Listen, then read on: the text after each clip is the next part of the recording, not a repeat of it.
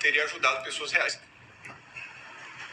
E um outro conselho que eu daria, de modo geral, para os meus colegas e para os meus alunos que vão seguir esse caminho, que têm essa vocação, olhe muito para a malícia e para a indignação. Porque a Escritura diz que a indignação é frequente no coração do insensato, mas no coração do sábio reina a paz. Então, quer dizer, se você sente muita indignação, você fica muito revoltado com a situação presente, com as pessoas, o estado das pessoas, você fica pensando nisso, se lastimando, tem algum problema com você, né? Você tem que parar de pensar nessas coisas e tem que se preocupar com alguma coisa que faça diferença. Você ficar reclamando, você ficar achando tudo ruim, não vai mudar nada, né? E se você percebe que tem alguma atividade que você está fazendo, por exemplo, esse negócio de você ficar aí fazendo live nas redes sociais, ficar fazendo update em rede social e tal, interagindo com o público, se você percebe que isso está contribuindo para te deixar ressentido, para ver maldade nas pessoas, para ficar vendo maus motivos por trás das ações das pessoas, se você percebe que você está ficando amargurado e que isso está contribuindo, reduz. Que é um bom sinal de que você está indo pelo caminho errado. Quanto mais amargurado, mais indignado, mais revoltado você ficar, é sinal de que você está descendo a ladeira, né? Então logo, logo você vai estar fazendo coisa que você nem sonha por causa disso. Qual a relação e a importância do desenvolvimento espiritual e intelectual ao mesmo tempo? Como as coisas se relacionam aí? O Tertuliano, que é um dos primeiros padres, um padre muito importante, embora ele cometa vários erros de julgamento. Mas, vamos dizer assim, o Tertuliano, quando ele erra, ele estava na pista de um acerto, mas ele exagerou, né? E o Tertuliano, ele achava que um príncipe, um governante, um juiz, uma pessoa assim, não podia se salvar. É impossível. Um rei se salvar é impossível, na cabeça do Tertuliano. Então ele erra, mas ao mesmo tempo tem uma certa verdade ali, né? Não é impossível, mas é difícil. Por quê? Por causa da quantidade de obrigação que o sujeito tem. Tem muitas obrigações. Então, para um rei se salvar, para um rei ir para o céu, ele teria que não fazer nada que ofendesse gravemente a justiça.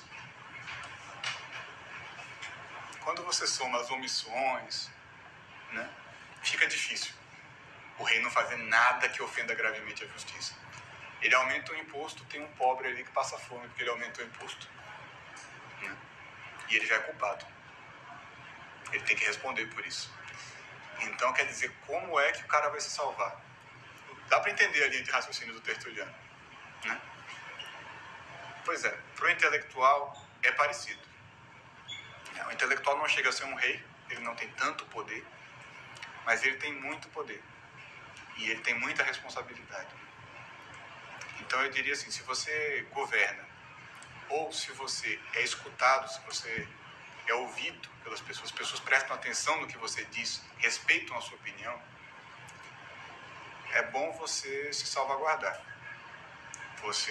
Se você quiser realmente se garantir contra a hipótese de uma injustiça, de uma omissão grave, etc., se você quiser realmente levar uma vida justa, você não vai poder confiar só na sua percepção subjetiva. A gente sabe que o ser humano muitas vezes erra, e erra gravemente, pesadamente, sem perceber. E nem sempre ele pode dizer que ele não tem culpa, porque tem culpa por omissão. Então você quer se salvaguardar do mesmo jeito que um rei, para se salvaguardar contra uma condenação grave. Ele tem necessariamente que ser um santo. O intelectual também tem. É muito difícil um intelectual não cometer nenhum erro grave se ele não se dedicar sinceramente e intensamente a se purificar de todos os mais mínimos defeitos que ele possa ter. Porque esses defeitos influenciam muito as nossas opiniões. E a gente dá uma opinião errada, estraga a vida de todo mundo.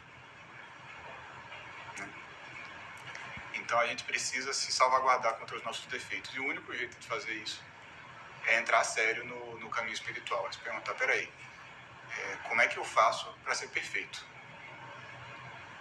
Tem que fazer isso estritamente. O intelectual que não faz isso, que diz assim, olha, para mim basta aqui um pouquinho de cuidado para eu não fazer nada de errado, você vai se enganar.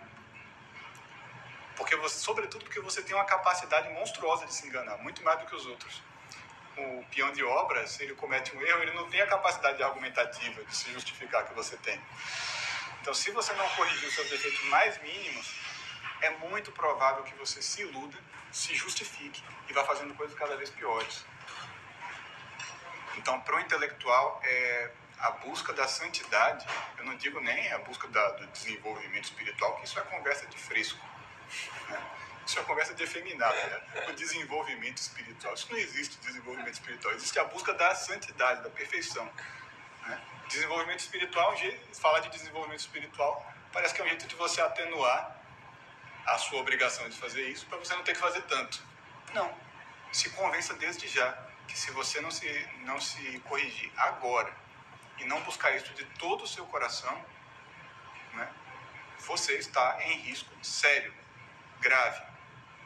Então, para uma pessoa que tem pouca responsabilidade, para uma faxineira, para uma dona de casa, para um operário, não uma pessoa que tem um emprego com menos responsabilidades, é mais fácil, né? É mais leve.